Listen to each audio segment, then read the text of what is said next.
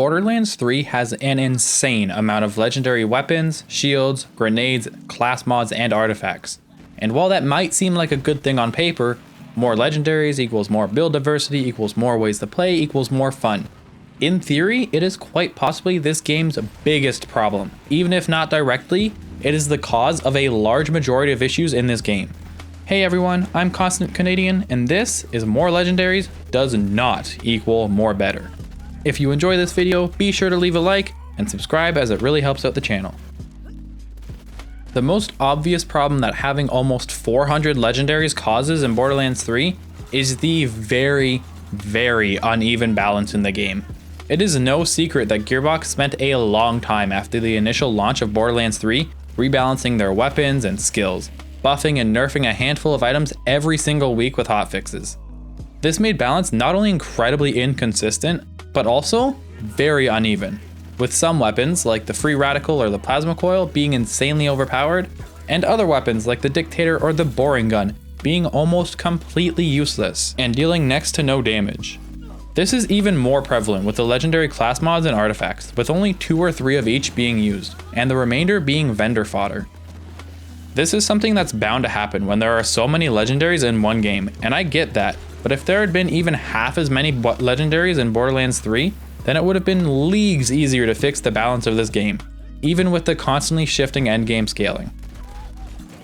The second biggest issue that having all of these legendaries causes is the insane loot pool bloating. The loot pool in Borderlands 3 is so damn bloated that it makes farming for a single item or weapon feel absolutely miserable. There are 396 legendary items in Borderlands 3. That's including shields, class mods, artifacts, grenades, and weapons. There are more legendary weapons in all of Borderlands 3 than there are unique items in Borderlands 1, 2, the pre-sequel, and Wonderlands.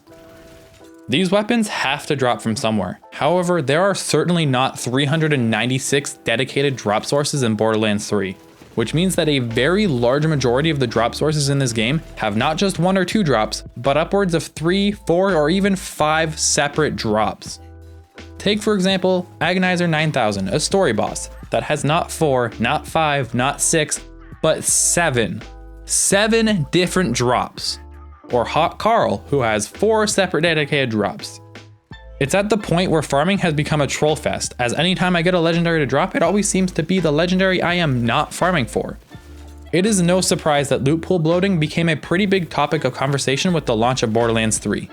In Borderlands 2, most of the named enemies only had 1 dedicated drop, aside from bosses and loot enemies. But in Borderlands 3, every named enemy has multiple dedicated drops clogging up their loot pool.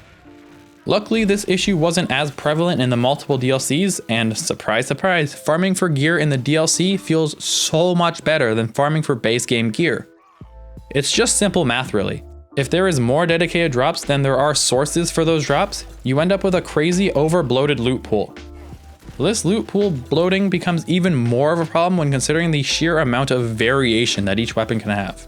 Each individual weapon not only spawns with 3 or 4 different parts, but it also rolls with an anointment past a certain point in the game. This is even worse with randomized class mods and artifacts, as you have to hope not only that you get the right class mod to drop, but also that it rolls with the correct skills and the correct passive stats, making it a true nightmare to get any specific class mod to drop for you. There are truly only so many ideas that one dev team can come up with, and that's fine. However, when the dev team is pushed to do more than they're naturally able to do, we end up with a lot of the same levels, maps, weapons, and gear. And I think that's what happened with the Borderlands 3 development team. Because there are so many different weapons in this game that are damn near carbon copies of already existing weapons. Take for example the Pain is Power and Embrace the Pain assault rifles. These 2 guns are literally the definition of you can copy my answers, just change them a bit to make them seem like yours. If you don't know, these 2 assault rifles are both manufactured by COV, both locked to fire element, both dropped by Hot Carl exclusively, and both heat up, eventually igniting the player and granting infinite ammo. The only difference, aside from the actual stats, is that the Pain is Power grants weapon damage as it heats up, and the Embrace the Pain grants bonus fire rate as it heats up. That's it. It's almost like the final game was only meant to have one of these two guns, but Gearbox messed up and added them both instead. But it's not just these two though. There are several more examples of this throughout the game, and it's honestly kind of gross. Like the Monarch, which is just a stronger version of the Dictator with more pellets. The DNA, which is just a vertical cutsman with better stats. The Reflux, which is just the Brainstormer but corrosive and more powerful. The Dowsing Rod, which is just a shred of fire but with a grenade launcher. The Beacon, which is just a Hellshock with Nova reloads. The Kick Charger, which is just an ion cannon with a skippable charge up time. Or quite possibly the worst offender, the TK's Wave versus the Tidal Wave.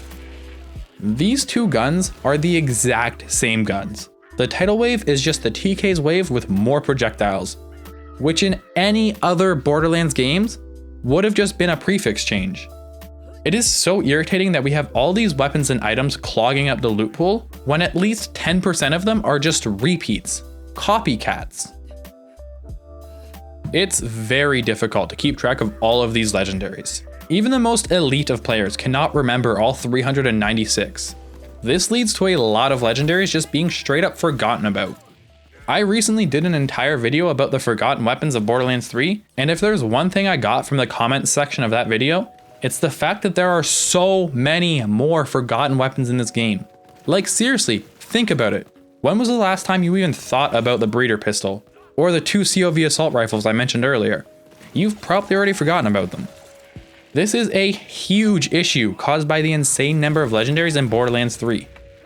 What's the point of having all these interesting and unique legendaries if 50% of the player base won't even know of their existence, and 95% of the player base won't even bother using them?